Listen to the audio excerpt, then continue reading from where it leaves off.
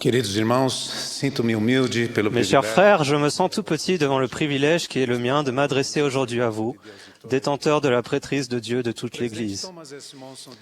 Le président Monson a dit un jour, « Il peut parfois être effrayant de vivre dans ce monde.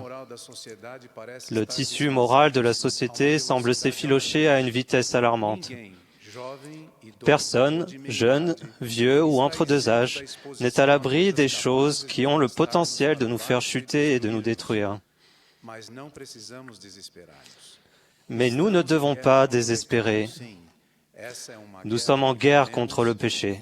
C'est une guerre que nous pouvons gagner et que nous gagnerons. Notre Père Céleste nous a donné les outils dont nous avons besoin pour cela.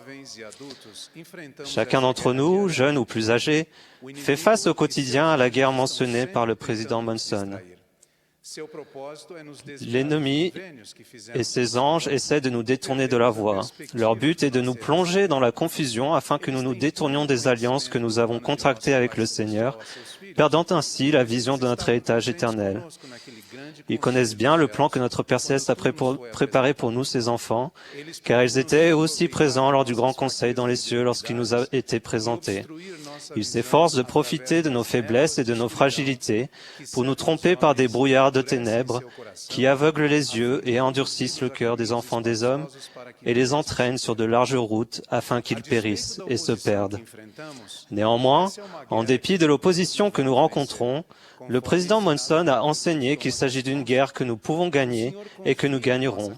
Le Seigneur a confiance en notre capacité et notre détermination d'y parvenir. Les Écritures contiennent d'innombrables exemples d'hommes et de femmes qui ont remporté des guerres, même dans des situations particulièrement difficiles. L'un de ces exemples est celui du capitaine Moroni dans le livre de Mormon. Il a eu le courage de défendre la vérité à une époque où il y avait énormément de querelles, de dissensions et de guerres qui mettaient en péril la survie même de la nation néphite tout entière. Bien qu'excellent dans l'exercice de ses fonctions, Moroni est resté humble.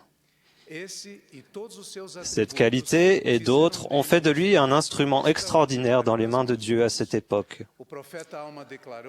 Alma rapporte que, si tous les hommes avaient été comme Moroni, les puissances mêmes de l'enfer auraient été ébranlées à jamais, et que le diable n'aurait jamais eu de pouvoir sur le cœur des enfants des hommes. Toutes les qualités de Moroni découlaient de sa grande foi en Dieu et au Seigneur Jésus-Christ, et de sa détermination de suivre la voie de Dieu et de ses prophètes. Dans un sens, nous devons tous aujourd'hui devenir des capitaines Moroni des temps modernes afin de remporter les guerres que nous menons contre les influences du mal. Je connais un jeune diacre qui s'est transformé en un capitaine Moroni des temps modernes.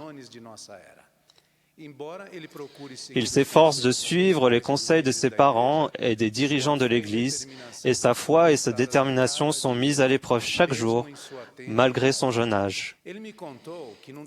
Un jour, alors qu'il rejoignait des camarades de classe, il s'est retrouvé à sa surprise dans une situation particulièrement difficile et inconfortable. Ses amis étaient en train de regarder des images pornographiques sur leur téléphone portable.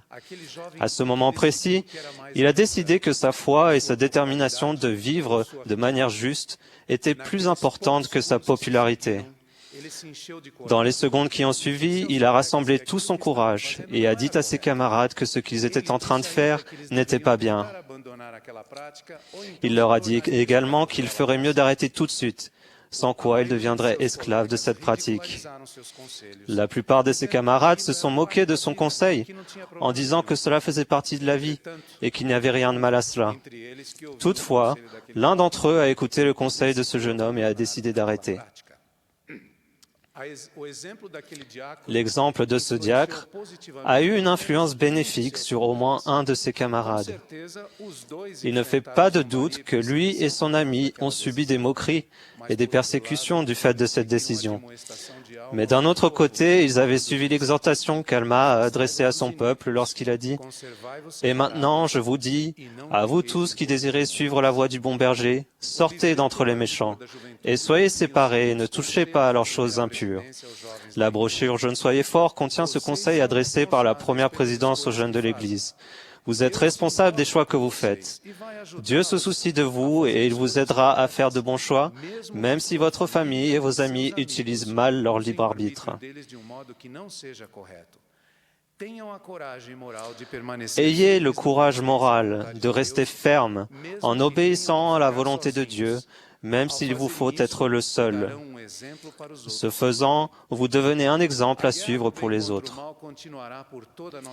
La guerre du bien contre le mal se poursuivra tout au long de notre vie, car le but de l'adversaire est de rendre tous les gens malheureux comme lui.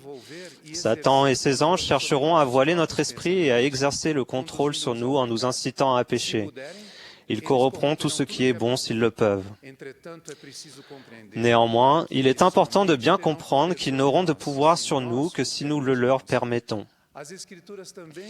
Les Écritures contiennent également plusieurs exemples de personnes qui ont laissé l'adversaire prendre du pouvoir sur elles, ce qui leur a apporté la confusion et les a même détruites avant la fin de leur vie. Nous devons être attentifs à ces dangers. Nous ne pouvons nous laisser entraîner dans la confusion par des messages populaires facilement acceptés du monde et qui contredisent la doctrine et les principes de vérité de l'Évangile de Jésus-Christ. Beaucoup de ces messages profanes ne sont rien de plus qu'un moyen qu'utilise notre société pour justifier ses péchés. Nous devons nous rappeler qu'à la fin, nous nous tiendrons tous devant le Christ pour être jugés selon nos œuvres, qu'elles soient bonnes ou qu'elles soient mauvaises. Il nous faudra faire preuve d'un grand courage pour choisir le bien lorsque nous nous retrouverons face à ces messages profanes.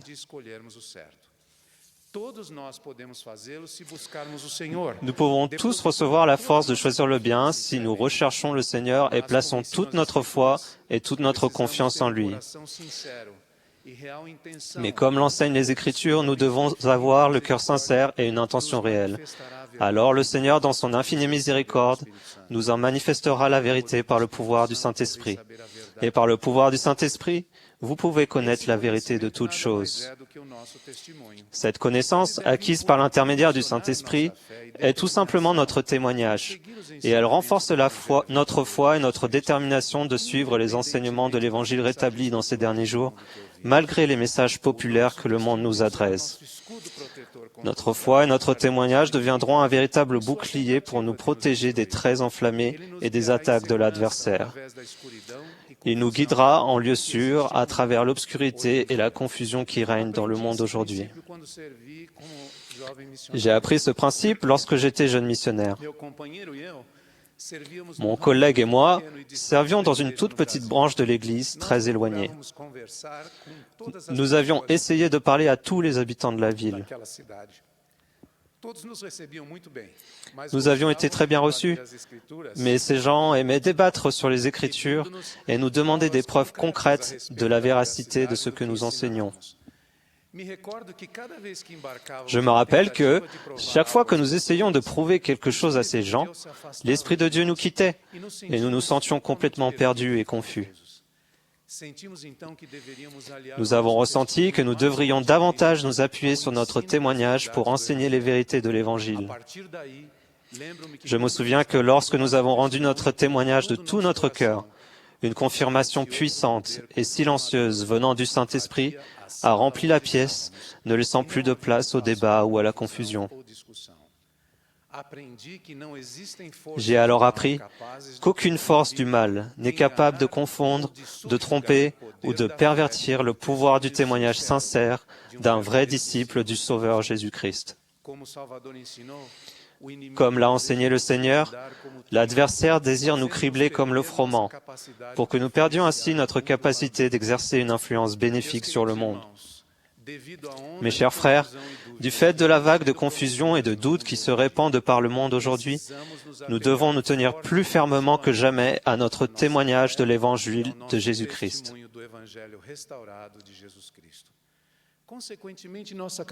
Alors, notre capacité de défendre la vérité s'accroîtra beaucoup. Nous remporterons les batailles quotidiennes contre le mal et, au lieu de tomber sur les champs de bataille de la vie, nous rallierons d'autres personnes à la cause du Maître. J'invite chacun à trouver la sécurité dans les enseignements contenus dans les Écritures.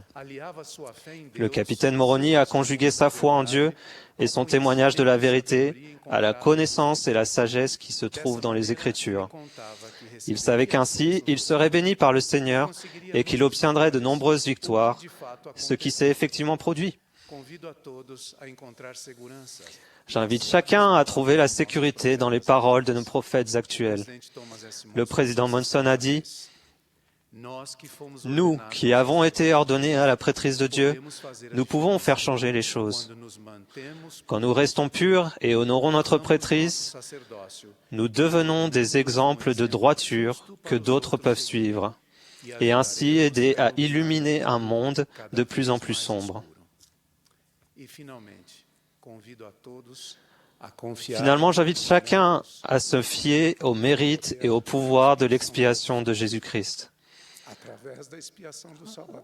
À travers son sacrifice expiatoire, nous pouvons gagner toutes les guerres de notre époque, même au milieu de nos difficultés, de nos épreuves et de nos tentations. Ayons confiance en son amour et en son pouvoir salvateur. Le Christ a lui-même enseigné « Je suis le chemin, la vérité et la vie. Nul ne vient au Père que par moi. Je suis la lumière du monde. Celui qui me suit ne marchera pas dans les ténèbres, mais il aura la lumière de la vie. Je vous ai dit ces choses afin que vous ayez la paix en moi. Vous aurez des tribulations dans le monde, mais prenez courage, j'ai vaincu le monde. Je vous rends témoignage de ces vérités sacrées. Au nom de Jésus-Christ. Amen.